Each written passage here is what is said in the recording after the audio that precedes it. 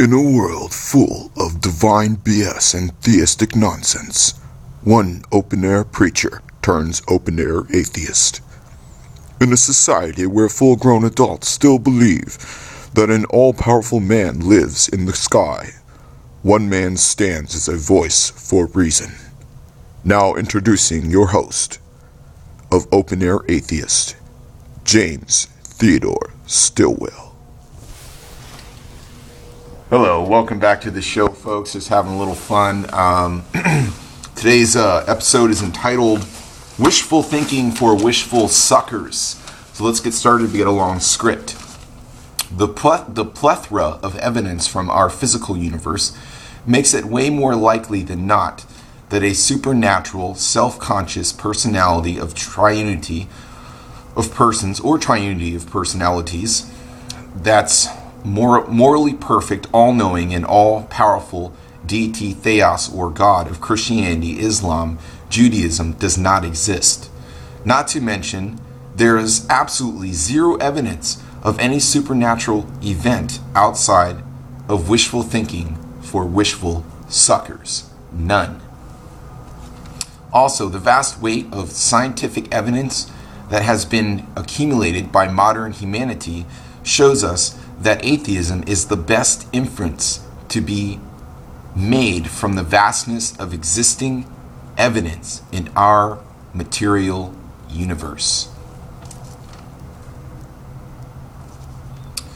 All of our prior experience is this physical universe or cosmos shows us, if we are paying attention to the evidence, that all and every supernatural claim is highly improbable, and that the burden of proof rests solely on the theist.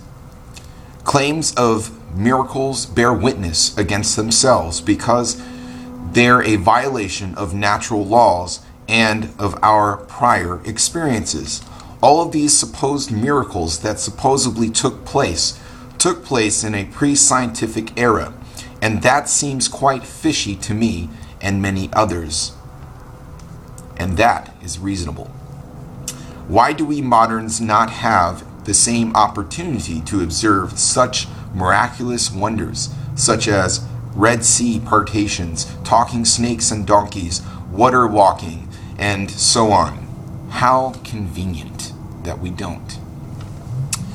If we search and research and do not find Bigfoot, nor encounter him in any of our five senses, and find no evidence of this creature, we are just in concluding his non-existence. And the same goes for God. Now, before we can have life after death, which is something we would expect if there was a God, because if there was a God and he didn't grant us life after death, he wouldn't be very relevant to our existence, now would he? But we have no evidence whatsoever that we survive the death of our brains. Everything we know about ourselves and understand has come about by sensory input into our physical brains.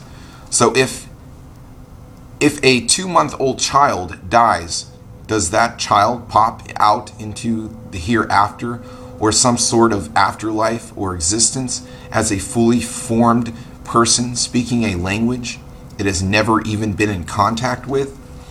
If someone is 70 years old and hasn't heard the sound of a human voice, when they die, do angels speak a language they have never heard before? Our self-awareness is shaped by interactions with others and the use of language resulting from sensory input into our physical brains. Also, in this supposed afterlife state, do we still see things if we have no eyes? If there is no corporeal physical body to the soul, how is one soul distinguished from others? Are we just packets of light energy floating around? How do we communicate with each other? Furthermore, if in fact there is life after death, and there is capacity for physical and the capacity for physical consciousness, awareness, without the physical brain, then why does the evidence demonstrate that you can't have conscious self-awareness unless you've got a physical brain with functional cortical neurons and synapses? If after life were true, then a blow on the head wouldn't eclipse consciousness. If it were true, an anesthetic wouldn't eclipse consciousness.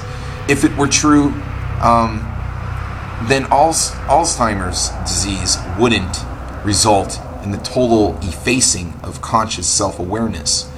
So to claim there's life after death, the theist has to say, destroy a quarter of my brain, you destroy a quarter of my consciousness. Destroy 50% of my brain, you destroy half of my consciousness.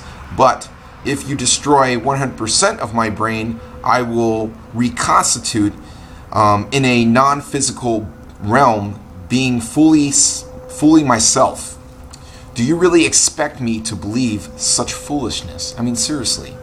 Tell me, theist, how does that work? If we die right now, do we look down in our bodies? How do we hang on to our awareness without a brain to think with? In surgery, if they remove certain parts of the brain, entire portions of memory are destroyed. And if they destroy the entire brain, why isn't all of memory destroyed? Mr. Theist, why? Okay? What is the mechanism by which self-awareness holds together, Mr. Theist? Come on, tell me. And while you're at it, how does your God think? Without a physical brain or synapses firing, how? How does your God think? Furthermore, if your God is all-knowing and unchanging, as Malachi 3:6 states, in your holy book, with respect to his view of evil or anything else for that matter, and yet he changes his mind, how does that comport with him being all-knowing? In Exodus 32:14 it reads, "And the Lord repented of the evil which he sought to do unto his people." There's a similar passage also, I believe, at the end of Jonah. Think about that. Meditate on that. God repented. If God repented of his evil, and yes, the Hebrew word there is correctly translated evil, then that means he changed his mind, which means he wasn't all-knowing from eternity, because he changed his mind and thus not knowing what he was going to do. Thank you for watching, and please stay tuned for further episodes, and we will continue to see how deep this rabbit hole goes.